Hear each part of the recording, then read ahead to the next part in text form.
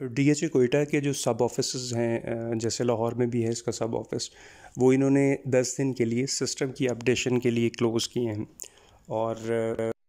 ये official news flash भी आ गया है डीएचए कोयटा की मैनेजमेंट की तरफ से कि सिस्टम की अपडेशन, और इसमें ये करने कुछ ऑटोमेटिव सिस्टम इसको उस पर करने जा रहे हैं। कोलैबोरेशन हो रही है जो अभी तक पता चला है जेएस बैंक के साथ, और उसमें ज़्यादातर चीज़ें जो हैं वो ऑटोमेटिक परफॉर्म होंगी, जिससे ट्रांजैक्शंस को ज़्यादा स्मूथ बनाया जा सकेगा, और बाकी जो इनके एक सिक्योर सिस्टम जो है वो इंट्रोड्यूस करवा रहे हैं। मार्केट में कुछ थोड़ी जब ऐसा कोई एक्टिविटी होती है तो एकदम से रूमर भी हो जाती है कि शायद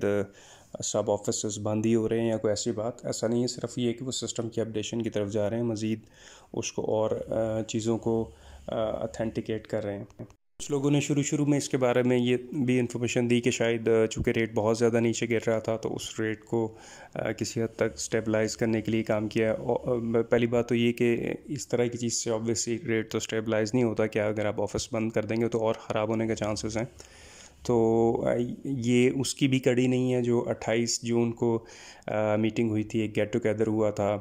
जो इन्वेस्टर्स और डीलर्स, रजिस्टर्ड डीलर्स और डीएचए मैनेजमेंट के दरमियान फेज़ 6 में जो मुनक़िद हुआ था।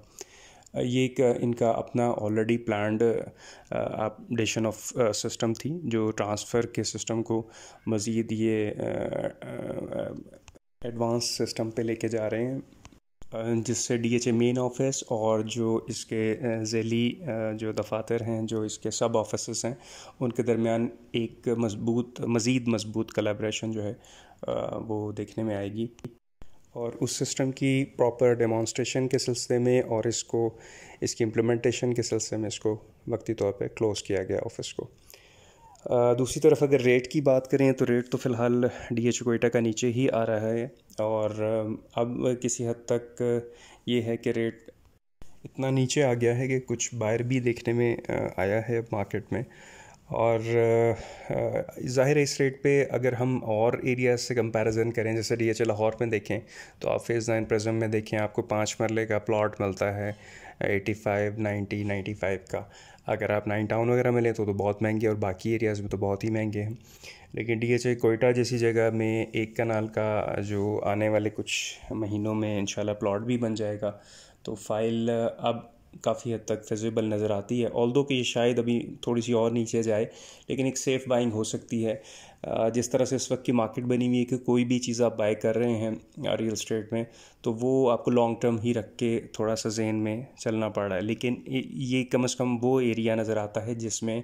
अब अगर आप लॉन्ग टर्म थोड़ा सा भी इसको रखते हैं तो एक अच्छी बाइंग नज़र आती है, और रेट इस तरह का नज़र आता है कि इस पर कुछ देर में अच्छा गेन जो है वो एक्सपेक्टेड है इंशाल्लाह।